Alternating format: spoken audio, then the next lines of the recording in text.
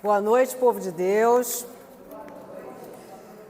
Hoje o Senhor quer falar conosco através de uma palavra que está em João 16, de 29 a 33. Então vamos começar a passar a palavra, inclusive já tinha até saído a página aqui com o ventinho. Então vamos lá. João 16, de 29 a 33. Disseram-lhe os seus discípulos: eis que agora falas claramente e a tua linguagem já não é figurada e obscura. Agora sabemos que conheces todas as coisas e que não necessitas que alguém te pergunte. Por isso cremos que saíste de Deus. Jesus replicou-lhes: credes agora? Eis que vem a hora, e ela já veio, em que sereis espalhados, cada um para o seu lado, e me deixareis sozinho. Mas eu não estou só, porque o Pai está comigo. Referi-vos essas coisas para que tenhais a paz em mim. No mundo haveis de ter aflições. Coragem, eu venci o mundo. Então o Senhor hoje vem falar conosco de uma maneira bastante forte em relação ao nosso comportamento diante das dificuldades. Muitas vezes as aflições vão mexer conosco de uma tal maneira que a nossa fé é abalada. Então ele vem falar aos nossos corações que as aflições do mundo não podem abalar a nossa fé, porque Jesus sempre estará conosco. Ele estava, no momento em que ele tinha essa conversa com seus discípulos, ele já estava para partir. No capítulo 17, que é o capítulo seguinte, ele faz uma linda oração pelos seus discípulos. Os discípulos que estavam ali ao redor com ele e os discípulos que viriam depois, através deles, nós. Então, Jesus fala para os seus discípulos de uma maneira muito amorosa, muito carinhosa, porque ele sabe que como seres humanos eles têm a tendência a fraquejar. Porque Jesus é divino, mas é também humano. Ele vivenciou na carne o que nós passamos: medo, angústia, fome, frio, essas dificuldades que vêm ao ser humano.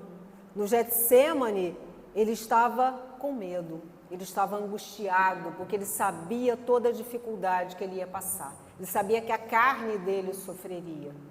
Então, sabendo dessa dificuldade humana, é que ele fala com seus discípulos nessa noite. Os discípulos dizem a ele: eis que agora falas claramente e a tua linguagem já não é figurada e obscura. Agora sabemos que conheces todas as coisas e que não necessitas que alguém te pergunte. Ou seja, naquele momento, já convivendo com Jesus há mais tempo, eles estão começando a entender que realmente ele é o Filho de Deus. Até então, em alguns momentos, a fé deles titubeava, eles ficavam sem entender direito, realmente ele é o Filho de Deus? Ele é um profeta? Quem ele é? Mas eles estavam naquele momento, o véu que havia na frente dos seus olhos havia sido arrancado. O Espírito Santo atuava neles, já estava atuando há algum tempo, à medida em que eles foram se aproximando de Jesus, esse Espírito Santo foi atuando cada vez mais. Então eles começaram a entender todo o poder dele, o Filho de Deus ali no meio deles. Então ele diz que eles dizem que sabem que na realidade Jesus conhece todas as coisas. Não é necessário que alguém pergunte por ele nada, porque ele sabe de tudo. Então eles dizem: por isso cremos que saíste de Deus. Então Jesus fala: crestes agora? Ele não pergunta, né? Crestes agora? Quer dizer, só agora que vocês estão conseguindo entender isso na sua profundidade, só agora que isso realmente está chegando aos seus corações. Então ele diz: eis que vem a hora, e ela já veio, em que sereis espalhados, cada um para o seu lado, e me deixareis sozinhos. Vocês se lembram que os discípulos somem na realidade quando ele é levado, preso, e o nosso querido Pedro, eu digo nosso querido, porque nós somos muito parecidos com Pedro, né? Ele nega Jesus 3 vezes. Ele só negou 3 vezes, porque muitas e muitas vezes nós negamos, né? Com a nossa falta de fé, com as nossas fraquezas. Então, Jesus sabia que eles iam abandoná-lo. Então, ele diz, mas eu não estou só, porque o Pai está comigo. E ele ainda fala, referi-vos essas coisas para que tenhais a paz em mim. Ou seja, eu estou falando que vocês vão pecar, que vocês vão se tornar fracos, que vocês vão me abandonar, não é para vocês ficarem chateados, mas é para vocês entenderem que eu já sei que isso vai acontecer. E que quando acontecer, vocês fiquem em paz, porque eu vou continuar com vocês, eu não vou abandonar vocês por conta disso.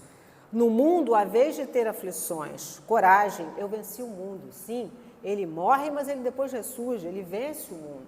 Então é essa coragem que ele vem falar para nós hoje, essa fé que a gente precisa ter, porque a gente, muitas e muitas vezes, a gente fraqueja.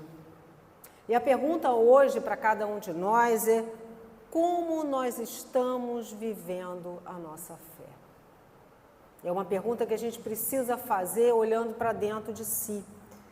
A gente participa da missa, a gente participa do grupo de oração, a gente reza o terço, mas como é que a gente está testemunhando Jesus nas nossas palavras e ações?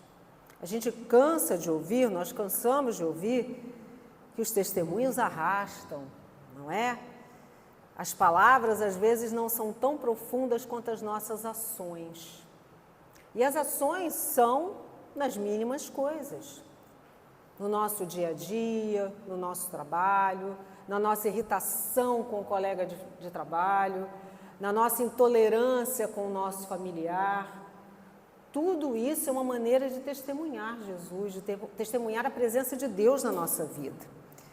Porque não é pelo fato de que Jesus sabe que nós vamos falhar, o Pai, o Filho e o Espírito Santo sabem que nós vamos falhar, que a gente tem que dizer assim, já que ele sabe que eu vou falhar, então eu vou falhar que está tudo bem. Não, não é isso. Nós precisamos vigiar.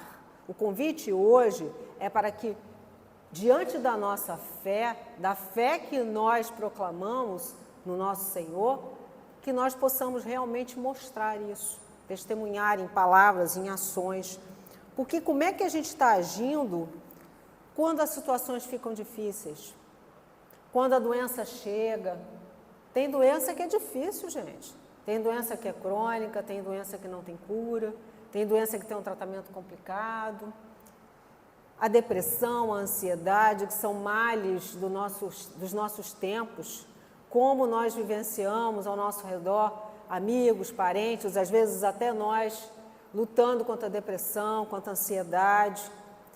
E as outras situações mais, digamos assim, mais físicas, né? Desemprego, situação financeira difícil, porque às vezes a gente custa conseguir um emprego, ou então está no emprego, mas não se sente feliz.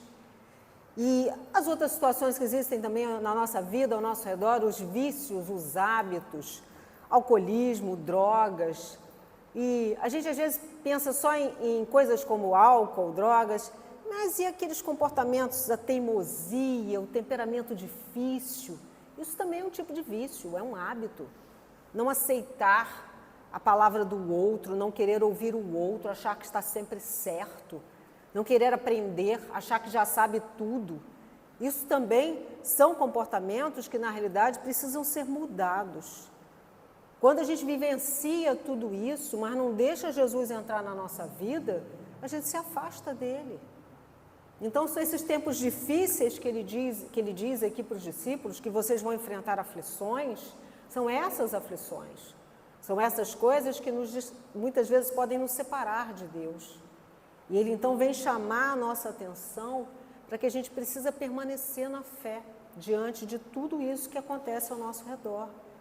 A gente precisa continuar confiando em Deus, mesmo quando é difícil. Porque confiar em Jesus o tempo todo diante das dificuldades do dia a dia, nem sempre é muito fácil.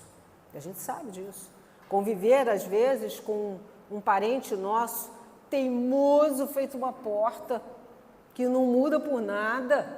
E a gente diz, Senhor, eu rezo, boto meu joelho no chão, mas fulano não muda. Então, mas a gente tem que continuar rezando. Eu sei que é difícil, não é só na casa de vocês que tem, não, na minha tem também. né? Aquelas dificuldades que às vezes a gente olha, tem dia que eu falo para ele, eu chego para Deus e falo assim, eu não sei mais o que fazer. Como é que eu vou resolver? Eu não sei mais o que fazer. Aí ele diz, continua rezando, continua de joelho no chão. Se o joelho não está aguentando, bota o coração de joelho, tá? Então, nós precisamos colocar os nossos corações nas mãos de Deus, para que o querer dele se faça nas nossas vidas e no tempo dele, porque a gente quer o nosso tempo, né? Então, a gente precisa entender que fé é acreditar naquilo que a gente não vê ainda. E esperança é confiar, esperar que algo aconteça. Então, a gente precisa ter fé, ter esperança de que as coisas vão mudar. E sempre que nós cairmos, que a gente se lembre do que ele disse. Vocês vão ter aflições, mas coragem, eu venci o mundo. Então, quando a gente cair, quando a gente desanimar, quando o trabalho pegar a gente de jeito, deixar as costas doloridas, a mente cansada, que a gente possa pedir ao Senhor misericórdia, perdão pelas nossas falhas e confiar que Ele está sempre conosco, nos voltando para Ele. Estando perto ou longe do Senhor, Ele sempre continua a nos amar e a cuidar de nós. Mas Ele prefere que a gente esteja perto. Então, a gente tem que aprender a realmente colocar essas dificuldades na mão dEle. Senhor, eu não sei mais o que fazer. Toma esse problema nas tuas mãos. Outro dia eu cheguei para ele e falei assim, olha só, trouxe uma bolsa, né, na minha oração, uma bolsa bem grande, coloquei ali nos pés dele e falei, ó, resolve, tá pesado demais, não estou aguentando, tá? Então, a gente precisa deixar que o querer do Senhor se faça em nós. A gente tem que levar isso para casa hoje, no tempo dele, porque ele sempre quer o melhor para nós. A gente tem que aprender a querer o que ele quer para nós, e não o que nós achamos que é melhor.